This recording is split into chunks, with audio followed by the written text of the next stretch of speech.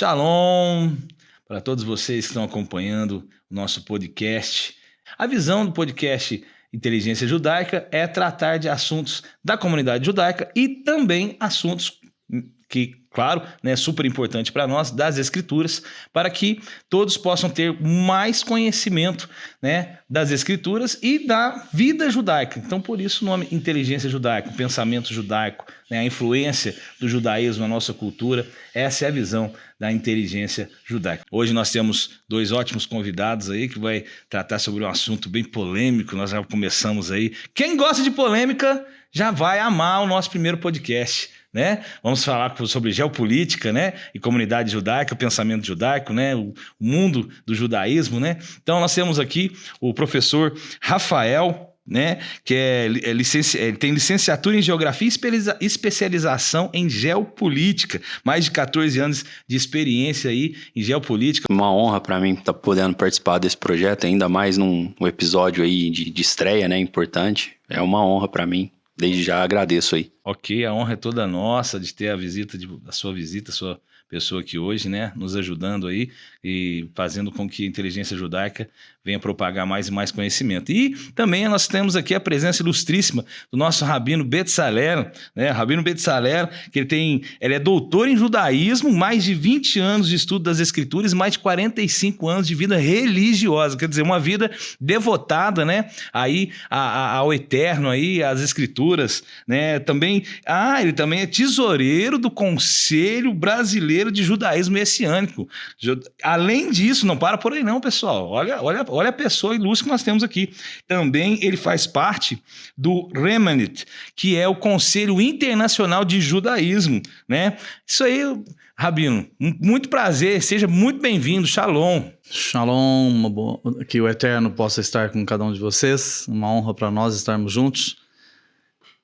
Cremos que será um trabalho que trará muitos benefícios, muito conhecimento, muita informação e que assim nós possamos compartilhar grandes informações aqui junto com o público, em nome do Mashiach. Amém, amém, ok, muito bom, muito bom. E hoje nós vamos falar um pouco sobre essas declarações aí do presidente Lula a respeito do primeiro-ministro de Israel, o impacto dela tanto na geopolítica brasileira e também na comunidade judaica. O Rafael, por favor, fala para nós um pouco sobre essa fala do nosso presidente a respeito que ele declarou aí agora na Etiópia, está sendo um assunto muito polêmico. Então, gostaria que você fizesse algum comentário a respeito disso, por favor. O presidente acabou sendo bem infeliz, no discurso, que alguns veículos de mídia estão tentando vender como algo que foi improvisado, um comentário infeliz, um mero acidente, mas é um discurso que ele tem se repetido, vamos dizer assim, periodicamente, de algumas partes assim, da imprensa, de alguns especialistas mais enviesados, de uma vertente política de esquerda ali, tentando vender essa ideia de que Israel está cometendo um ato contra a humanidade, um crime contra a humanidade, crimes de guerra e desqualificando a legítima defesa de um Estado que sofreu um ataque. Ele foi um Estado, no início do ano, sofreu um ataque, um ataque terrorista, porque o que define o terrorismo? Não é um embate direto entre uma força armada contra outra força armada. Isso é uma vertente que acontece desde o início do século XXI, começou com os atentados lá do 11 de setembro, e houve uma resposta aí, porque a grande diferença de um ataque de nação para nação é que você tem um exército contra outro exército. Geralmente, quando acontece esses grupos extremistas atacar, eles atacam alvos civis justamente para causar o terror e desestabilizar o país-alvo. Ou seja, existe uma ética na guerra. Existe, a geopolítica ela fala disso, não fala? Existe uma ética na guerra, no confronto. Sim. Você vê desde o começo da história que existe essa ética. Agora, um ataque desse é uma covardia. Né? É um ataque que não dá a condição para o seu oponente de se defender, não é isso? Sim, é porque ele ataca alvos que não têm, vamos dizer assim, o poder de uma defesa plena, né? Pegando o gancho que você falou, tem um filósofo, o Norberto Bobbio, ele diz que a guerra é a continuação da política por outros meios. É quando a política deixa de ser o diálogo, ele não cabe mais naquele embate, então você recorre aí à força, né? E, tecnicamente, o Estado ele deveria ser o detentor do monopólio do uso da força. As Forças Armadas, como Força de Segurança, tudo. O Hamas, ele utiliza a população da faixa de Gaza como uma espécie de escudo humano ali para cobertar as suas ações. Então, a inteligência israelense, lá você pega lá os grupos de inteligência israelense, por exemplo, o Mossad, que é o serviço de inteligência israelense, os relatos é que os QGs, lá os quartéis generais do Hamas, são subterrâneos embaixo de uma escola, embaixo de um hospital, né? Tem todo um serviço lá de túneis que são feitos ali para livre movimentação. Então, assim, é realmente um campo de ação do exército muito difícil. E num conflito, ainda mais dentro desse ambiente, que é um ambiente urbano, né? As perdas civis, elas meio que são inevitáveis. O que acontece é que essa mídia enviesada, tendenciosa, ela quer vender a ideia de que Israel está cometendo esses crimes, né, contra uma população, vamos dizer assim, inocente, por livre vontade, né, por livre vontade. E minimiza o que o grupo Hamas realizou na fatídica invasão. Na verdade, há uma maquiagem. Sim, né? Uma maquiagem. Eles minimizam. Eles falam, o que o Hamas fez é errado. Mas olha o que Israel... Você percebe que um ato radical, né? Você percebe que até a maneira com que é falado, ela tem uma tendência diferente. Né, o Hamas, não, porque o Hamas fez, foi muito errado. Mas Israel... Então, assim, é meio que uma justificativa. É como se quisesse realmente justificar. Porque muita gente não conhece essa rixa Palestina e Israel. Você consegue explicar um pouquinho para nós isso? Desde quando isso? Até o Rabino, se quiser ficar à vontade de falar. Sobre essa rixa que vem desde os tempos antigos. Essa coisa que vem acontecendo... O Hamas tem um estatuto de eliminar a raça judia. Você pode explicar isso para nós? Eu vou, assim, eu não vou nem ousar entrar na parte, vamos dizer assim, religiosa, né? Porque tá a autoridade aqui do lado, imagina se eu falo alguma besteira, né? Mas, assim, tem as tendências que remetem lá desde os tempos bíblicos, né? Os tempos da Torá e tudo mais. Só que essa região...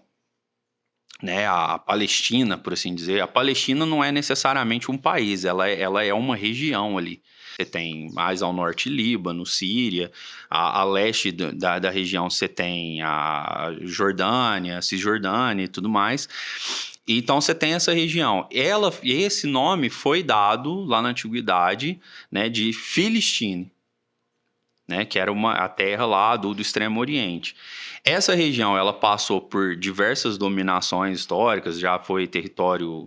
né, então, Filistim, só não te cortando, Filistim então vem de filisteus, é isso? Vem dessa origem dos filisteus, sim. Então que é chamado de Filistine, e algumas traduções aí dos gregos lá passaram para ser Palestina, né, Palestina. Essa região, ela foi dominada por vários povos. Mais recentemente que eu falo, né, no início do século XX, ela era pertencente ao extinto Império Otomano, né, o Império Turco Otomano, que vai ser desmembrado em 1918, no final da Primeira Guerra Mundial, perdão, e os vencedores ali, que seriam os vencedores da Entente, mais especificamente França e Inglaterra, né, com o desmembramento do Império Turco Otomano, aquela região passou a ser protetorados, né? Inclusive tem uma linha criada por 2 generais, um francês e um britânico, que eles traçaram uma linha, que é chamada de linha Sykes-Picot. Essa linha é a linha Sykes do general britânico, de sobrenome Sykes, e de Picot, sobrenome do general francês Picot, linha Sykes-Picot. Ao norte, ficaria sob tutela dos franceses. Então, aquela região ali, Líbano, Síria, era tudo protetorado francês, né? A gente está falando aí de um período aí ainda que havia muita colonização europeia dos demais continentes, né? A América estava se libertando, a África estava sofrendo muito com essa colonização europeia e o Oriente Médio também. E ao sul ficou sob tutela dos britânicos. O princípio dessa guerra, vamos dizer assim, ideológica entre os dois é porque havia, naquele período, tanto árabes quanto judeus morando nesse território. Então não é uma coisa como algumas pessoas tentam vender de que haviam os árabes e os judeus foram simplesmente... Então havia as duas etnias existiam antes da criação do Estado de Israel, havia já, né, uma espécie de migração de judeus para a região. E eles compravam. Havia uma troca ali, né, um serviço mesmo de compra e venda de territórios, e eles foram se estabelecendo. A promessa, e aí a gente dá um saltinho histórico, nós vamos chegar na Segunda Guerra, com todo o avanço dos movimentos de extrema direita lá, do fascismo, nazismo alemão, os britânicos temendo que os habitantes dessa região se alinhassem a esses países, como a Alemanha, né, a Itália, fizeram uma série de promessas para o povo. Tanto para árabes, prometendo que, com uma eventual ajuda, né, ou a não filiação desses povos aí para o eixo Alemanha-Itália ali, numa não filiação, ao final do conflito, caso os aliados fossem os vencedores, eles teriam autonomia para criar o seu próprio Estado. Então, os britânicos fizeram essa promessa para árabes, mas também fizeram essa promessa para os judeus. Então houve uma política bem estabelecida. Sim, até... Me ajuda que eu te ajudo. Isso, é até aquela questão lá que fica uma figura famosa, que muita gente fala do Lawrence da Arábia, já ouviu falar dessa figura? Então, esse cara era uma espécie de diplomata britânico que tinha contato com as pessoas nessa região. Por isso que ele ficou conhecido como Lawrence da Arábia. Ele controlou bastante ali a população através de promessas, né, do controle diplomático, por assim dizer. O ponto é que quando a gente chega mais ou menos ali por volta de 1943, né, então a gente já está chegando assim na parte final da Segunda Guerra, que o avanço dos soviéticos em cima do nazista, da falha dos nazistas lá na Operação Barbarossa, que era a tentativa deles dominar a União Soviética, que eles chegam no território onde hoje é a Polônia, que aí os soviéticos, em primeiro lugar, descobrem os horrores do que os alemães vinham fazendo com a população, né, judaica desde o início da década de 30. Lembrando que foram mais de 6 milhões de judeus mortos. 6 milhões, né? Judeus que não se opuseram à Alemanha, judeus que não pegaram, eles não sequestraram alemães, eles foram perseguidos e exterminados sem nenhum motivo. Certo? Isso é a barbárie. Os motivos que levam, né, ao Terceiro Reich, né, do governo lá do Adolf Hitler a fazer tudo aquilo, né, assim, são vários. Historiadores, assim, eles tendem a fazer inúmeras análises eu digo motivos do que justificáveis, sim, né? Houve uma justificativa por parte deles. Né, por um protecionismo étnico. A teoria mais aceita é essa. É um protecionismo étnico. Que seria a raça... da superioridade étnica ariana, né? Mas então, isso hoje, né, não cabe, né? Então, assim, por princípio dessa pureza étnica, né, que a gente falava pureza racial, começou essa perseguição. Ela era uma perseguição inicialmente, sim, muito velada, né? Perseguir lojas, boicote a lojas, tudo. Até que, principalmente, aquelas crianças que foram sendo sistematicamente educadas nessa visão, se tornaram o que eles chamam de juventude hitlerista, passou a, de fato, perseguir as pessoas. E aí, os judeus. Isso. né, perseguir os judeus, e aí quando o Hitler ascende ao poder e estabelece toda a reforma lá do Terceiro Reich, eles passam a, né, prender essas pessoas em campos de concentração. Essa é a história, uma breve história a respeito da barbárie que aconteceu ali nos campos de concentração, certo? Agora, você falou, professor, o senhor falou a respeito da convivência, vamos dizer assim, entre árabes e judeus ali na faixa de Gaza. Rabino, o senhor foi em Israel várias vezes. Por favor, comenta para nós como que é a convivência entre judeus e árabes dentro do Estado de Israel. Por favor. Ok. Uma coisa que nós temos que levar em consideração, que é muito importante nesse assunto todo, tudo aqui é de suma importância, mas nós precisamos ir nas raízes. O judaísmo ele trabalha com raízes, tanto que nosso sistema ritual, todo o nosso sistema de sinagogal, é tudo das raízes. Se nós formos nas raízes, você vai verificar e vai entender que dentro da geografia, o professor está aqui do meu lado, não tem como eu sair dele, ele pode me corrigir, dou essa liberdade a ele. Quando o Eterno lançou as demarcações, não existia Estado palestino, não existia Síria. A Bíblia não fala. A parte de cima ali do Egito. Então, se você pegar as demarcações bíblicas, da cabeceira do Eufrates até tal lugar, você vai ver lá as demarcações que o Eterno fez, tem lá na Bíblia, dizendo quais são as demarcações. O Estado de Israel teria que ser, no mínimo, o triplo de tamanho. No mínimo. Israel, ele nunca procura guerra, nunca procura combater, ele não procura atacar. Israel, ele sempre luta na defesa. A vida de Israel, a vida dos judeus, do Yehudi, é se defender. Por um certo período da história, até não foi nem colocado pelo nosso professor, ainda bem, sobrou uma parte para que eu possa fazer o comentário. Uma parte da história, Israel teve domínio ali da faixa de Gaza.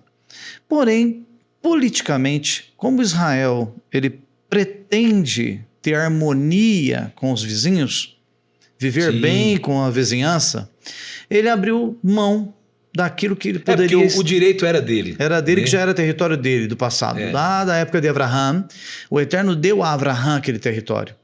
Então ele achou Foi um gesto humano, né? Um gesto humano. Vamos dizer assim, vamos falar, no mínimo, um gesto humano de ceder uma parte do Estado. Formou-se um vilarejo ali de árabes, e o que ele fez? Não, nós vamos ceder para vocês essa parte, e vocês podem administrar.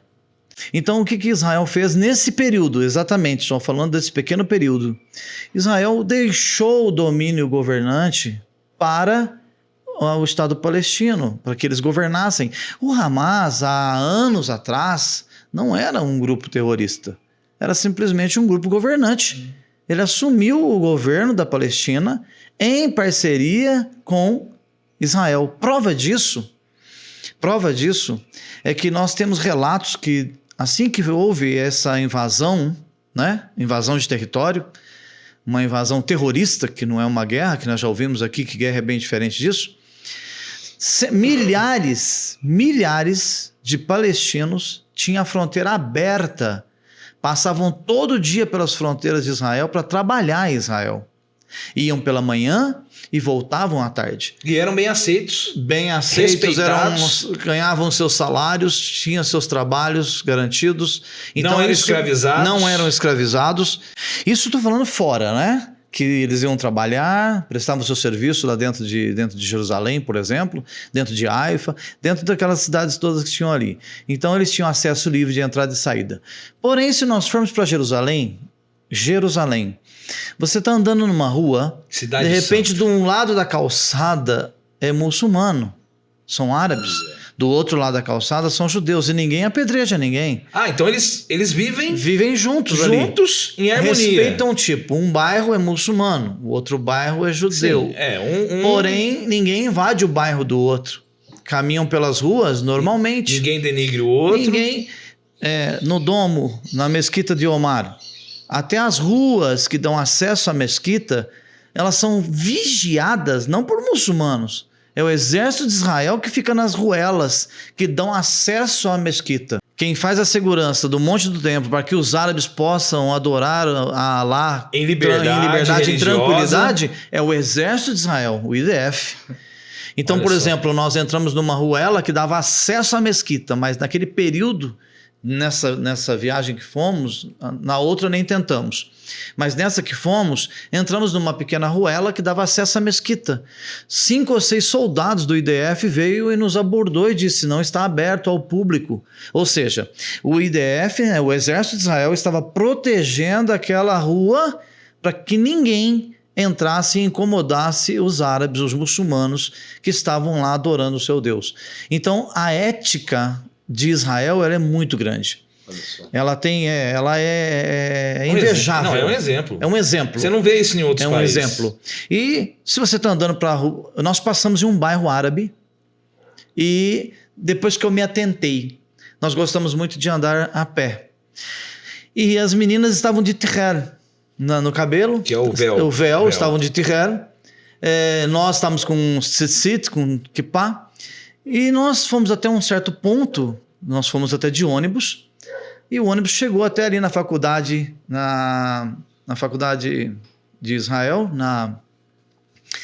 na parte de trás da faculdade, e Universidade Hebraica de Jerusalém. Quando estávamos na parte de trás da Universidade Hebraica de Jerusalém, o ônibus para, é a parada final dele.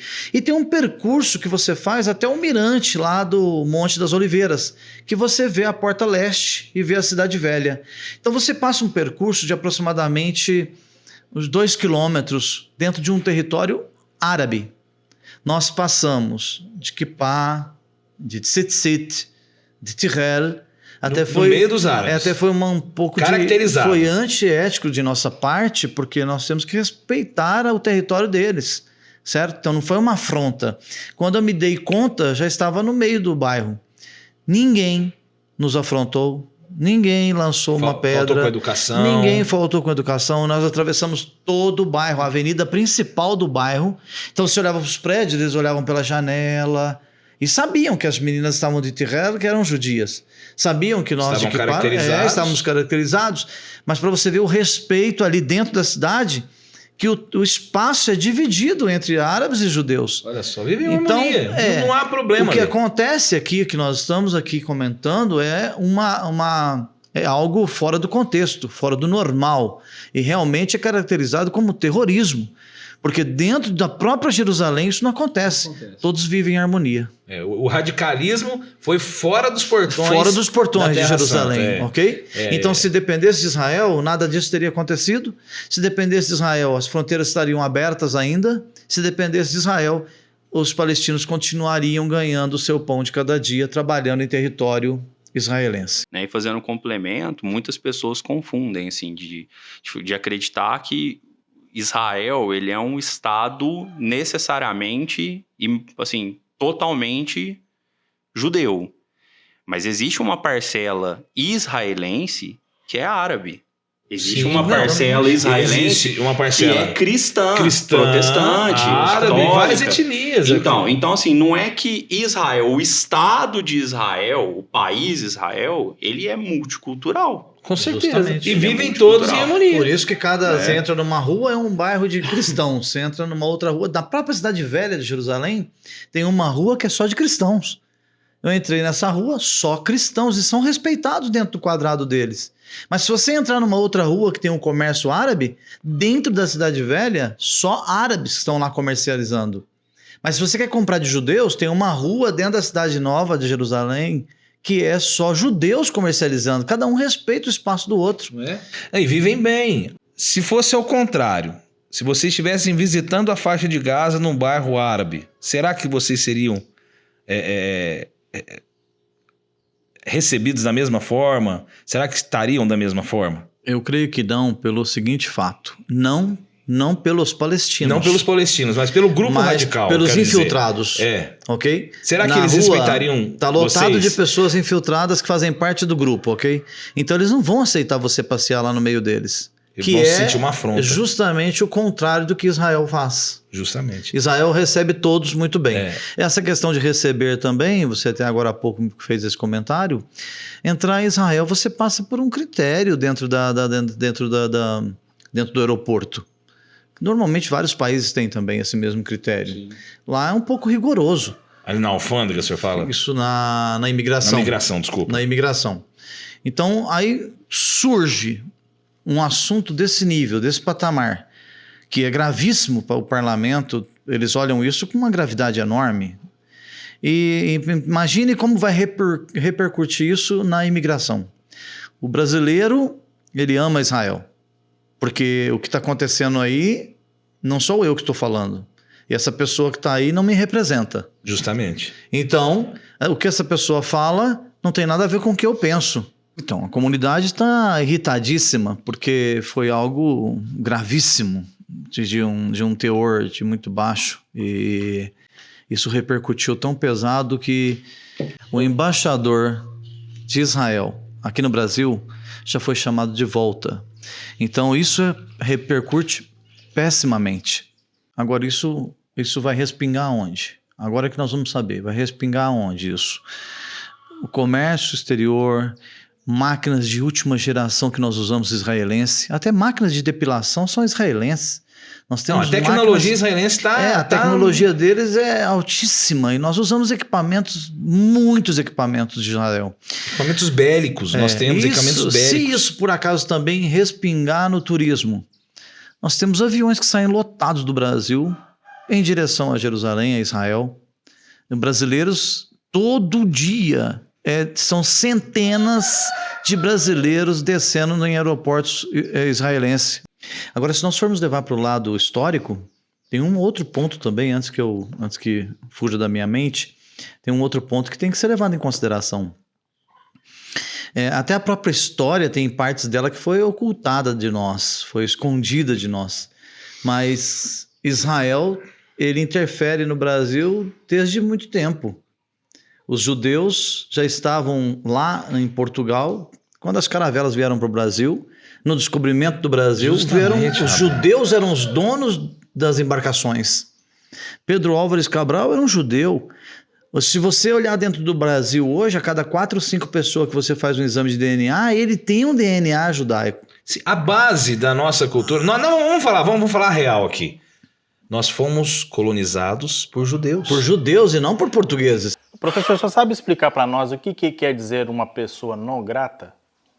Persona não grata significa, no caso, foi declarado, né, que o Lula é persona não grata dentro do Estado de Israel, significa que é uma maneira formal, por assim dizer, de que Israel não tem intenções de receber o presidente em seu solo, em seu território.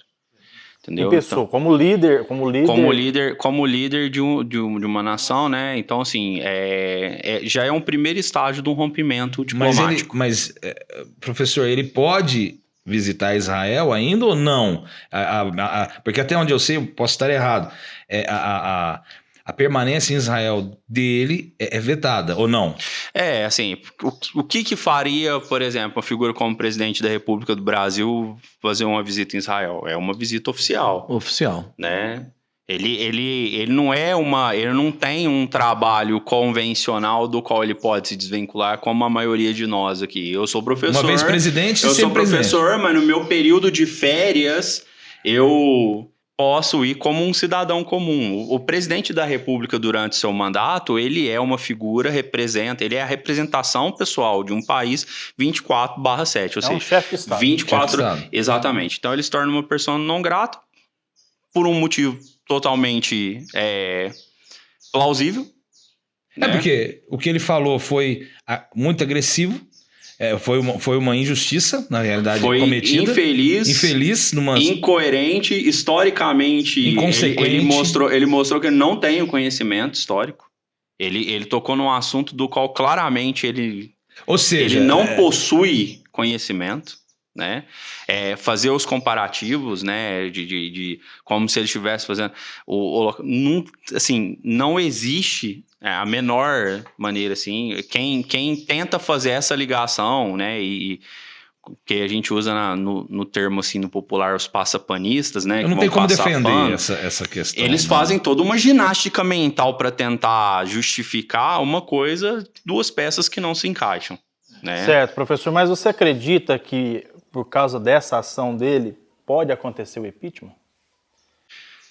As assinaturas, né, pelo menos na data de hoje aí, já superaram o número de assinaturas que então, o presidente Dilma, na época que rolou o processo e ela foi impeachmentada, já superou o número, né, porque ele, como chefe de Estado, em exercício, em uma declaração oficial, então não é assim, ele não estava sentado aqui como nós estamos, numa mesa, comendo um churrasco com os amigos e falou, pra mim é isso, não.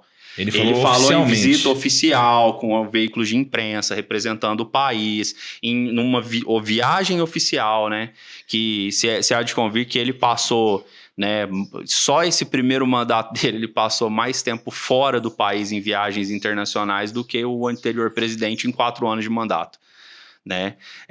A desculpa é que ele quis fazer o Brasil voltar ao mapa, o mapa da política mundial. Né?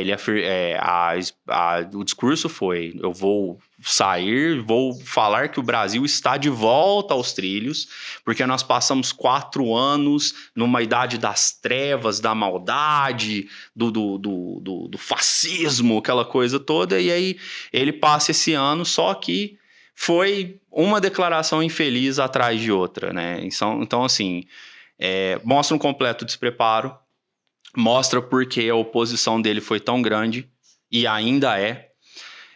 Se você for analisar os veículos de imprensa que fizeram em análise, a popularidade dele no primeiro ano é a menor da história de um presidente. Eu vi uma reportagem que ele tem 83% do país não compactua com essa ideia dele. Ele tem a concordância e tem o índice de rejeição. O índice de rejeição. O índice de rejeição dele está acima dos 40%. É o maior da história de um presidente no seu primeiro ano de mandato, não é somando os 4 anos. Então, assim, você percebe que muita gente é o famoso arrependido secreto. Votou nele, colocou ele lá e se arrependeu, porque está vendo, né?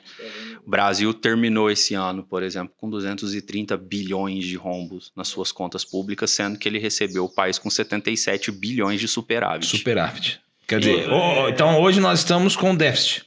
230 bilhões.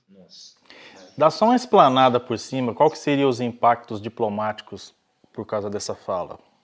Eu acho que no nível mais grave seria países que são alinhados com Israel, como potências europeias, Inglaterra, Estados Unidos, França, que são países aí que o Brasil tem boas relações comerciais, a Alemanha também, né?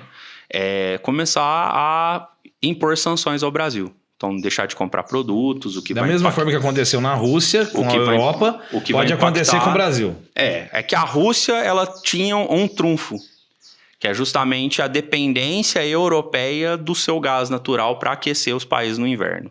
Então, aí o Putin fez toda uma jogada lá e transformou. Falou, não, tudo bem, vocês não querem comprar de mim, mas o meu gás vocês precisam comprar. Para isso, vocês precisam, então, utilizar os meus termos. Então, ele parou de negociar em dólar, passou a negociar na moeda local, em rublo, o que deu toda uma instabilidade econômica lá. E aí, por exemplo, a própria Alemanha, que estava mais batendo de frente com os russos ali, ela teve que recuar, porque mais de 60% do gás que eles consomem, né, nos seus aquecedores, vem dos gasodutos ali que ligam entre a Rússia e... passa pela Ucrânia, inclusive, e chega na Polônia, na Alemanha e tudo mais. Então, seriam essas sanções. Só que tem uma diferença. A economia russa, ela tem uma estabilidade que a brasileira não tem. Então, pensando assim, num cenário mais catastrófico, sanções desses países, dos principais parceiros econômicos brasileiros, vai fazer com que a nossa economia entre num colapso. E isso vai se refletir diretamente na população, e pensando numa população que tem as desigualdades sociais que nós temos, vai justamente afetar a classe mais baixa, classe mais pobre, que é justamente o grande trunfo do discurso lulopetista. Rabino, o Lula ele fez uma declaração infeliz. eu acredito que a população brasileira é unânime, ou praticamente 90%, que elas consideram que essa declaração não representa o Brasil, ok? Mas o senhor, como um líder religioso, como um membro da comunidade judaica no Brasil, gostaria de saber se o senhor tem algum comunicado, algum recado para falar para essas comunidades que, com certeza, como o senhor já disse, ela está se sentindo ofendida, envergonhada, principalmente, por ter um líder de Estado que faz uma declaração antissemita. Eu gostaria de fazer uma abertura aqui para o senhor falar algo para a nossa comunidade judaica. Eu, como um judeu, não posso deixar de estar fazendo esse apelo para o senhor. Amém. É simples. Eu não posso falar em nome de todos, mas eu acredito que todos gostariam de falar a mesma coisa que eu vou falar agora. Estamos indignados. Sim. Porque o respeito tem que ser recíproco. Sim. Se ele ganhou e está fazendo o papel dele, que ele faça o papel dele. Que ele lembre que aqui existem judeus, né? Que ele lembre que aqui tem judeus, tem japoneses, tem africanos, tem americanos, tem canadenses, tem ingleses, franceses. Então ele não está governando um país de um só povo. São vários povos aqui, né? Então a única coisa que eu poderia falar para encerrar minha fala é exatamente isso, a nossa indignação pela falta de respeito para com a nossa comunidade. Eu sou judeu, de sangue, e eu realmente fiquei muito indignado, fico indignado todas as vezes que eu ouço qualquer ataque desse nível, desse patamar contra o nosso povo. É isso. Ok, Rabino, muito obrigado. Obrigado pela sua participação, pela fala, muito esclarecedora, trouxe muito conhecimento para nós. Eu também gostaria de ouvir aqui do nosso irmão Rafael, professor Rafael, com uma declaração que você quer dizer para nós a respeito da geopolítica e todo o conhecimento que você tem, que você espera, né, daqui para frente, o que pode vir e o que você espera que venha para nós brasileiros. Eu espero que o nosso poder, que não está só no executivo, nós temos um legislativo e um judiciário, que eles possam intervir nesse processo, de alguma forma, né, de conter um pouco desse ímpeto de falar. Porque um presidente precisa pensar para falar, né? Ele precisava criar essa consciência. Eu não acredito que há como você pedir essa consciência para uma pessoa igual ao nosso atual presidente. Sim, então, assim, eu acredito que, né, os outros poderes aí venham a realmente tomar uma posição, né, de tentar mostrar que as falas do chefe de Estado não necessariamente representam a fala de uma população de mais de 200 milhões de pessoas que, na sua grande maioria, possui simpatia, sim, né, tanto pelo Estado de Israel quanto pelo povo, né, pelas nossas ligações tanto étnicas, religiosas também, que a grande parte a maioria, né, de cristãos protestantes e católicos, são indiretamente produto, né, do judaísmo. Então, assim, tem essa ligação próxima, acredito que não representa e que a gente possa, com, né, esse choque que a gente tomou, levou, né, que a gente possa tomar algumas medidas para consertar 100%.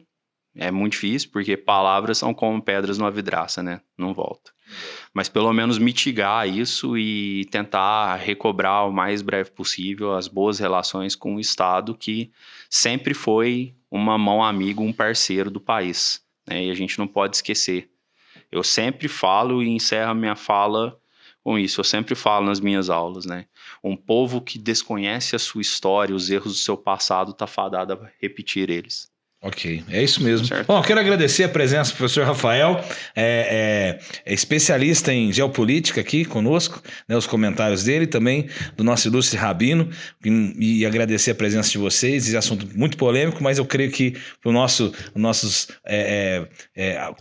aqueles que nos acompanham, né, o nosso podcast, vão acompanhar o nosso podcast, foi muito interativo e também muito rico em conhecimento. Para todos vocês, um grande abraço, que o Eterno venha abençoá-los grandemente e um grande shalom!